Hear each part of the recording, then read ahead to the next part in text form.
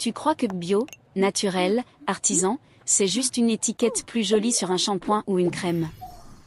Tu te dis que si c'est plus cher, c'est forcément parce que c'est meilleur, plus sain, plus respectueux. Et parfois, oui, il y a un vrai surcoût. Mais dans les cosmétiques, le prix monte souvent pour une autre raison. Parce que ces mots ne décrivent pas seulement un produit. Ils changent la façon dont tu compares. Ils changent la façon dont tu as peur. Et ils donnent aux marques un pouvoir simple. Le pouvoir de vendre de la confiance au prix fort. Dans cette vidéo, je te promets 3 preuves. Une preuve par les chiffres, pour voir le premium noir sur blanc. Une preuve par le mécanisme, étape par étape, pour comprendre comment ces mots fabriquent le prix. Et une preuve qui fait mal, l'impact sur ton budget, parce que ça se répète tous les mois. D'abord, une question simple. Pourquoi les cosmétiques sont le terrain parfait pour ces mots-là? Parce que tu ne peux pas vérifier tout de suite. Un yaourt, tu le goûtes en 10 secondes. Un shampoing, tu peux croire qu'il marche alors qu'il change juste la texture de tes cheveux pendant 2 jours. Une crème, tu peux te sentir mieux parce que ta peau est plus confortable, sans savoir si le produit est réellement plus efficace. Et plus c'est dur à mesurer, plus on achète des signaux. Un packaging rassurant. Une promesse simple. Un mot qui calme la peur. Maintenant, regarde ce que ces mots font dans ta tête. Naturel sonne comme doux. Doux sonne comme sûr. Bio sonne comme contrôlé. Contrôlé sonne comme moral. Artisan sonne comme authentique. Authentique sonne comme qualité. Ce sont des raccourcis. Et dans un rayon où tu n'as pas le temps de lire 20 étiquettes, les raccourcis deviennent ton système de décision. Preuve numéro 1, le premium se voit dans une comparaison simple. Tu prends un shampoing usage fréquent classique. Tu prends un shampoing naturel ou clean du même format. Et tu compares en prix standardisé, en euros par 100 ml. C'est la règle qui empêche les tours de magie. Parce que les tailles varient, les flacons varient, et ton cerveau se fait piéger par le format. Sur ce type de comparaison, tu observes souvent un écart qui n'est pas de quelques centimes. Tu vois plutôt des euros entiers par 100 ml, selon la marque et le canal de vente. Et cet écart existe aussi sur les crèmes hydratantes visage, et sur les déodorants naturels. Le point important n'est pas le chiffre exact aujourd'hui, dans tel magasin. Le point important, c'est la logique de mesure. Le premium ne doit pas être évalué au flacon. Il doit être évalué au volume. Et dès que tu fais ça, tu vois que le mot a un prix. Mais attention, je ne te dis pas que tout est du bluff. Je te dis qu'il y a 2 sources de hausse. Il y a le surcoût réel.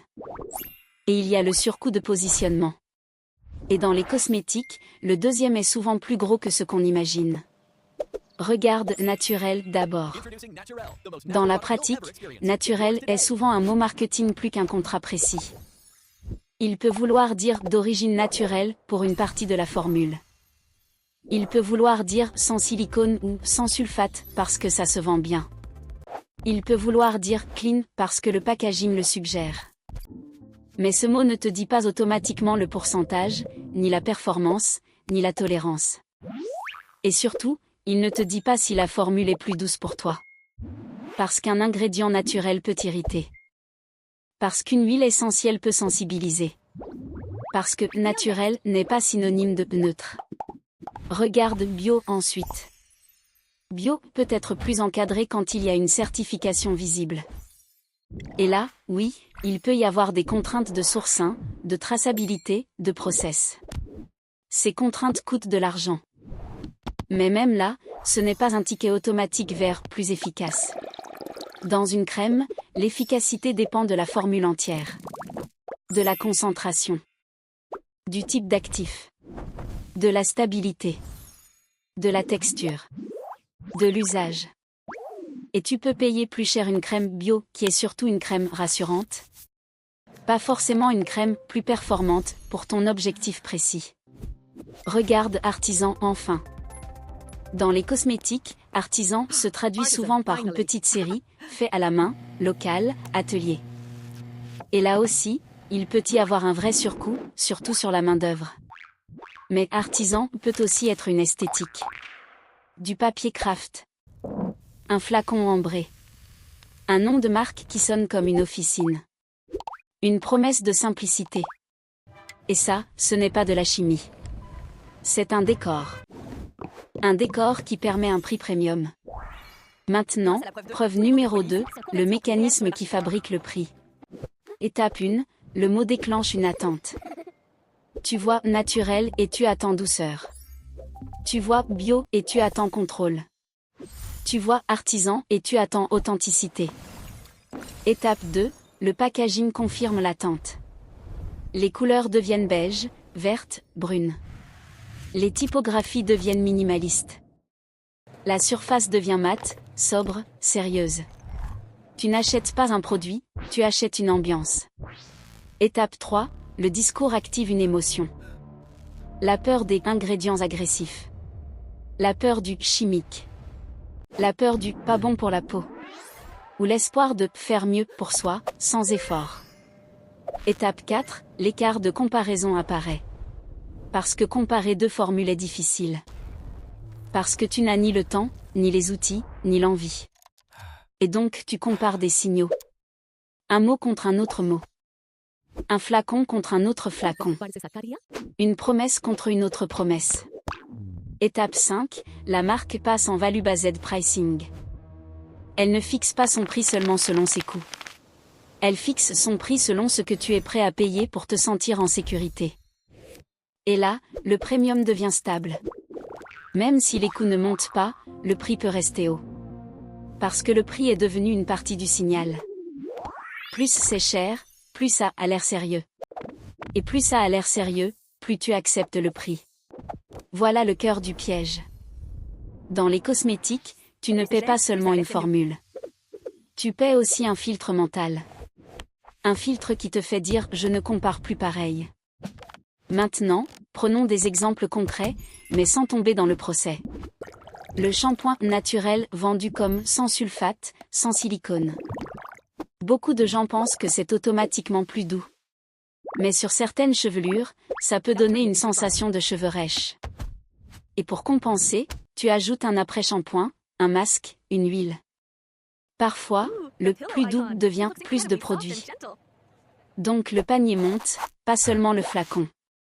La crème visage bio vendue comme peau sensible. Tu te sens rassuré, et c'est légitime. Mais si ton objectif est l'éclat, les taches, ou l'acné, l'actif et la concentration comptent plus que le mot bio.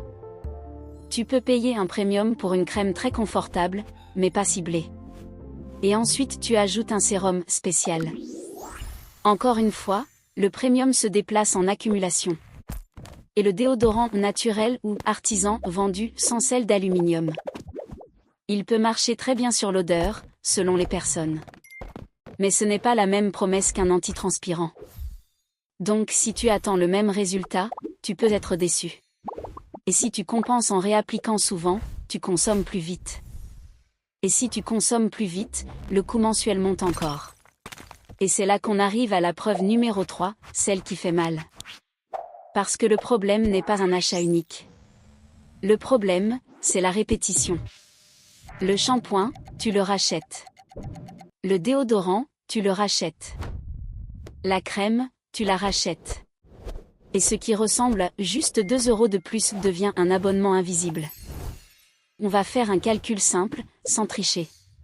Imaginons que tu achètes, chaque mois, un shampoing, un déodorant, et une crème hydratante.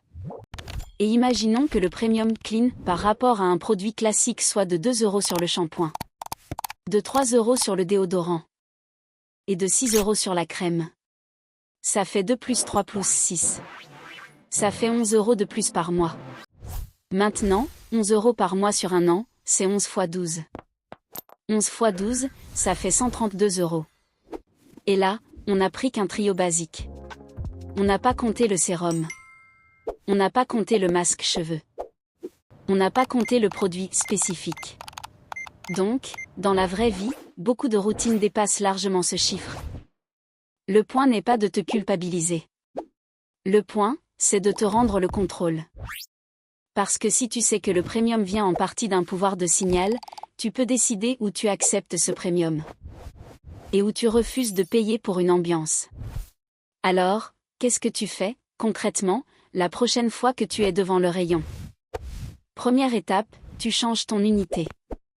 Tu regardes le prix au 100 ml ou au 100 grammes. Tu refuses de comparer au flacon.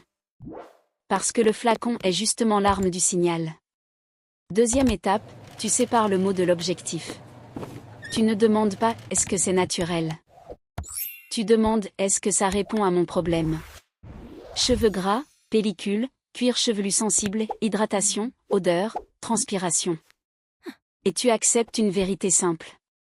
Un produit peut être clean et moyen sur ton objectif. Et un produit banal peut être très bon sur ton objectif. Troisième étape, tu choisis tes batailles. Si tu veux payer un premium clean, tu le fais sur un ou deux produits où ça compte le plus pour toi. Par exemple, le produit Livon, celui qui reste longtemps sur la peau. Et tu gardes un choix plus raisonnable sur le reste. C'est la stratégie qui protège ton budget sans te forcer à renoncer à tes valeurs. Et voici le FELSAF, la règle anti-piège. Si tu n'arrives pas à comparer, tu reviens au prix standardisé et à l'usage. Tu prends un produit qui fait le job, que tu rachètes sans stress, et tu élimines le doute. Parce que le doute est exactement ce que le premium exploite. Donc, oui, bio, naturel, artisan, ça peut parfois coûter plus cher pour de bonnes raisons. Mais dans les cosmétiques, ça coûte aussi plus cher parce que ces mots changent la comparaison. Ils vendent un sentiment de sécurité. Ils vendent une identité. Et ils transforment une routine en abonnement discret. Si tu veux, on peut continuer cette série.